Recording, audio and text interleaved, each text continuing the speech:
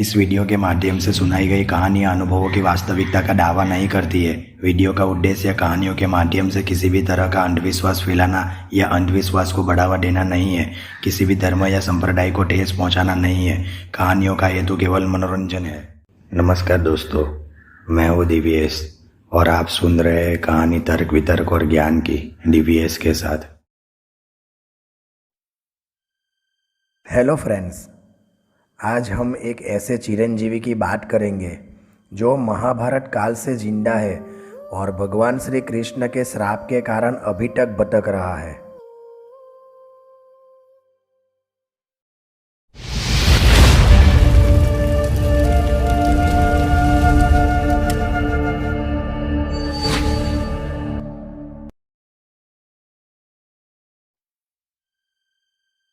महाभारत ऐसा महाकाव्य है जो कि हिंदू धर्म का आधार है। महाभारत महाकाव्य श्री गणेश के हाथों से लिखा गया था। इसे वेद व्यास ने बोला था। महाभारत में कौरव और पांडवों के बीच राज्य प्राप्ति के लिए युद्ध हुआ था।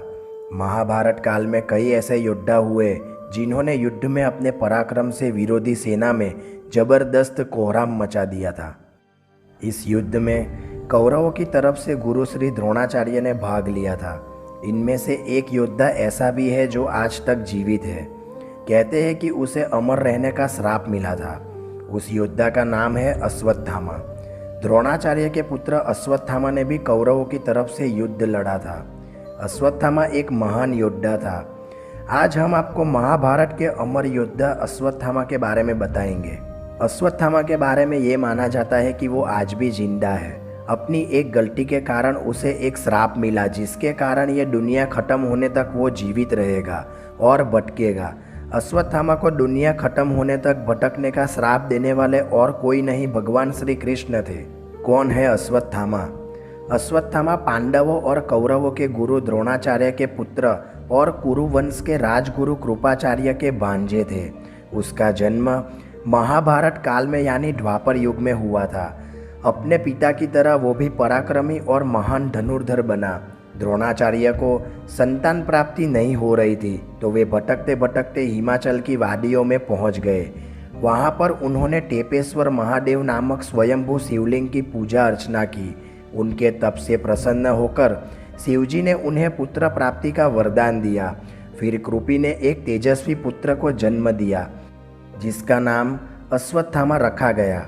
माना जाता है कि ये महाभारत काल का अकेला ऐसा योद्धा है जो आज तक जीवित है। कहा जाता है कि अश्वत्थामा भगवान शिव का ही अंश था। अश्वत्थामा के सर पर एक मणि थी जो कि उसे किसी भी राक्षस, असुर, मानव, जानवर और देवों से बचाए रखती थी। अश्वत्थामा के सर की मणि उसके जन्म से ही उसके साथ थी। कृपी और द्रोणाचार्य काफ़ी संघर्षपूर्ण जीवन व्यतीत कर रहे थे, इसलिए अश्वत्थामा को दूध भी पीने को नहीं मिल पाता था। जब उनकी गरीबी चरम सीमा पर पहुंच गई तब द्रोणाचार्य ने हस्तिनापुर जाने का निर्णय लिया। वहां उन्होंने कौरवों और पांडवों को शिक्षा दी। पांडवों और कौरवों के साथ साथ ही उन्होंने अश्वत्थामा को भी शस्त्र और शास्त्र विद्या का ज्ञान दिया। अश्वत्थामा की शिक्षा। अश्वत्थामा महाभारत के महान योद्धाओं में से एक था जो सर्वश्रेष्ठ धनुर्धारी कहलाता था। लेकिन अश्वत्थामा ने एक गलती की कि उन्होंने कौरवों का साथ दिया, क्योंकि उनके पिता द्रोणाचार्य ने भी कौरवों का साथ दिया था। द्रोणाचार्य ने ये सोचकर कौरवों का साथ दिया था कि राज्य से निष्ठा रखते हुए वे राज्य के खिलाफ लड़ नहीं सकते थे। युद्ध के समय उन्हें किसी भी कौरव या अन्य योद्धाओं की जरूरत नहीं थी।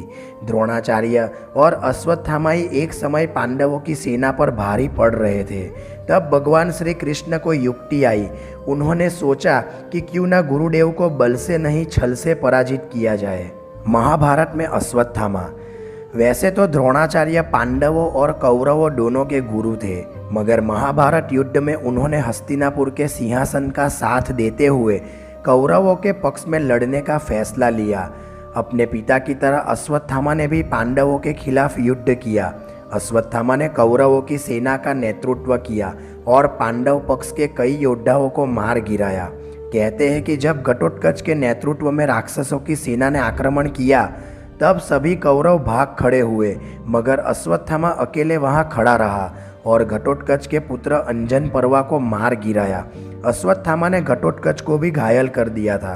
द्रोणाचार्य का वध करने के लिए श्री कृष्ण ने पांडवों से अश्वत्थामा की मृत्यु की झूठी खबर फैलाने के लिए कहा और अश्वत्थामा की मृत्यु की झूठी खबर फैलाई गई, जिससे गुरुदेव द्रोणाचार्य शोक में डूब गए और अपने हथियार त्याग दिए। धर्मराज युधिष्ठिर ने कहा कि वे झूठ का सहारा नहीं लेंगे। फिर श्री कृष्ण ने भीम को एक हाथी की ओर इशारा करते हुए कहा कि उस हाथी का नाम तो बताइए मझले भैया। भीम श्री कृष्ण की युक्ति समझ गए और भीम उस हाथी को मारकर गुरु द्रोण के सामने चले गए और कहने लगे कि गुरुवर, मैंने अश्वत्थामा को मार डाला, पर द्रोणाचार्य को भरोसा नहीं हुआ। उन्होंने अपने सारथी को कहा कि रथ को युधिष्ठिर की तरफ ले चलो। युधिष्ठिर के रथ के सामने पहुंचते ही उन्होंने युधिष्ठिर से कहा कि क्या यह सत्य है कि अश्वत्थामा की मृत्यु हो चुकी है। तब युधिष्ठिर ने कहा कि हाँ, अश्वत्थामा मारा गया, परंतु हाथी। लेकिन जिस वक्त युधिष्ठिर ने कहा परंतु हाथी, उस समय कृष्ण ने शंखनाद कर दिया था, जिससे गुरु द्रोण को लगा कि अश्वत्थामा उनका पुत्र मारा गया। इस तरह युधिष्ठिर के मुंह से झूठ नहीं निकला। ये बात धर्मराज युधिष्ठिर के मुंह से सुनने के बाद द्रोणाचार्य शोक में डूब गए और अपने अस्त्र शस्त्र जमीन पर डाल दिए और शोक मनाने लगे। शोक में डूबे हुए द्रोणाचार्य को निहत्था पाकर द्रौपदी के भाई धृष्टद्युम्न ने उनका सर धड़ से अलग कर दिया। पिता की मौत से अश्वत्थामा बहुत गुस्से में था। उसे पांडवों पर बहुत गुस्सा आ रहा था। उसने महाभारत के युद्ध के बाद ठान लिया कि वो पांचों पांडवों को मार डालेगा। उसने बदला लेने की ठानी। वो पांडवों के शिविर तक गया और द्रौपदी के बेटों और धृष्टद्युम्न को पांडवों समझकर मार दिया। अपने सभी पुत्रों का वध होने से द्रौपदी बिलख कर रोने लगी और उसने अर्जुन सहित सभी पांडवों को अश्वत्थामा को लाने को कहा। अर्जुन ने कसम खाई थी कि वो अश्वत्थामा को द्रौपदी के सामने ले जाकर उसे दंड देगा और सभी पांडव श्री कृष्ण जी के साथ अश्वत्थामा को लेने गए।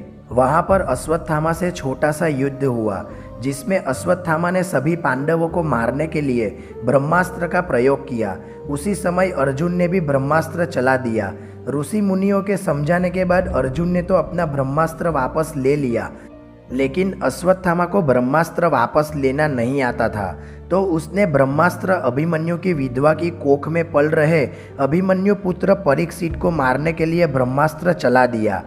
तब भगवान श्री कृष्ण ने परीक्षित की रक्षा कर दंड स्वरूप अश्वत्थामा के माथे पर लगी मणि निकालकर उन्हें तेजहीन कर दिया।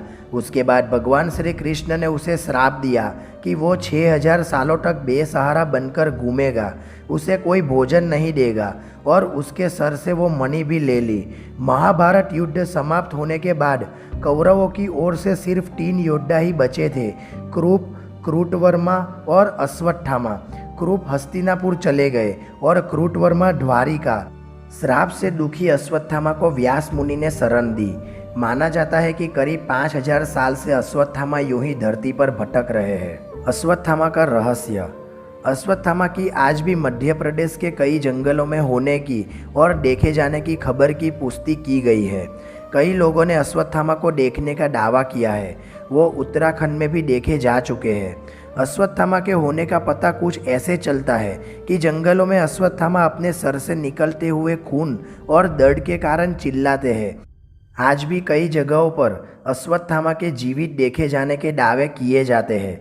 दुनिया का सबसे बड़ा रहस्य अपने में समेटे असीरगढ़ किला बुरहानपुर से लगभग 20 किलोमीटर की दूरी पर उत्तर दिशा में सतपुड़ा पहाड़ियों के शिखर पर समुद्र सतह से 750 फीट की ऊंचाई पर स्थित है। बुरहानपुर खंडवा से लगभग 80 किलोमीटर दूर है। कुछ लोगों का मानना है कि मध्य प्रदेश के बुरहानपुर के पास असीरगढ़ का किला है, वहीं पर अश्वत्थामा रहते हैं। वहाँ गुप्तेश्वर महादेव का मंदिर है। अश्वत्थामा आज भी बुरहानपुर में उटावली नदी में स्नान करके गुप्तेश्वर महादेव में प्रतिदिन सबसे पहले पूजा करने आते हैं। मंदिर चारों तरफ से खाइयों से घिरा हुआ है। कहा जाता है कि इन्हीं खाइयों में से किसी एक में गुप्त रास्ता बना हुआ है, जो खांडव वन, जो खंडवा जिले में है, वहाँ से होता हुआ सीधा इस मंदिर में निकलता है। इसी रास्ते से होते हुए अश्वत्थामा मंदिर के अंदर आते हैं। भले ही इस मंदिर में कोई रोशनी और आधुनिक व्यवस्था ना हो, यहाँ परिंदा भी पर ना मारता हो, लेकिन पूजा लगातार जारी है। शिवलिंग पर प्रतिदिन सुबह ताजे फूल एवं गुलाब चढ़ा मिलना अपने आप में एक रहस्य है। आश्चर्य की बात यह है कि पहाड़ की चोटी पर बने किले में स्थित एक तालाब बुरहानपुर की तपती गर्मी में भी कभी नहीं सूखता, फिर चाहे कितनी भी गर्मी क्यों ना हो। कहा जाता है कि असीरगढ़ के अलावा मध्य प्रदेश के ही जबलपुर शहर के गौरी घाट नर्मदा नदी के किनारे भी अश्वत्थामा के भटकने के दावे किए जाते हैं। स्थानीय निवासियों के अनुसार कभी कभी वे अपने मस्तक के घाव से बहते खून को रोकने के लिए हल्दी और तेल की मांग भी करते हैं। कई लोगों ने इस बारे में अपनी आपबीती भी सुनाई। गांव के कई बुजुर्गों और स्थानीय लोगों की माने तो जो भी अश्वत्थामा को देखता है उसका दिमागी संतुलन बिगड़ जाता है या वो जिंदा नहीं बचता। बुरहानपुर के सेवा सदन महाविद्यालय के historic professor doctor Mohammad Shafi ने बताया कि बुरहानपुर का इतिहास महाभारत काल से जुड़ा हुआ है। पहले ये जगह खंडवा वन से जुड़ी हुई थी। किले का नाम असीरगढ़ यहाँ के प्रमुख चरवाहे आशा आहिर के नाम पर रखा गया था। किले को ये स्वरूप ईस्वी सन 1380 में फारूकी वंश के बादशाहों ने दिया था। जहाँ तक अश्वत्थामा की बात है तो शफी साहब फरमाते हैं कि उन्होंने बचपन से ही इन कहानियों को सुना हुआ है। अष्ट चिरंजीवियों में से एक है अश्वत्थामा। हनुमान जी आदि 8 अमर लोगों में अश्वत्थामा का भी नाम आता है, अर्थात अश्वत्थामा, राजा बलि, व्यास जी, हनुमान जी, विभीषण, कृपाचार्य, परशुराम और ऋषि मार्कंडेय, ये 8 अमर है। तो आज के लिए बस इतना ही। और एक बात मैं कहना चाहूँगा कि अगर आपको हमारे वीडियो पसंद आते हैं तो वीडियो को लाइक ज़रूर करें और कमेंट करके ज़रूर बताएं कि वीडियो कैसा लगा। और बहुत सारे व्यूअर्स हैं जो वीडियो तो देखते हैं लेकिन हमारी चैनल को सब्सक्राइब नहीं करते हैं। फ्रेंड्स, अगर आप हमारी चैनल को सब्सक्राइब करके बेल आइकॉन को प्रेस करते हैं तो हमारे चैनल का नया वीडियो आपको YouTube की टाइमलाइन पे सबसे पहले देखने को मिलेगा। और वीडियोस अच्छे लगे तो उसे अपने फ्रेंड्स के साथ शेयर ज़रूर करें।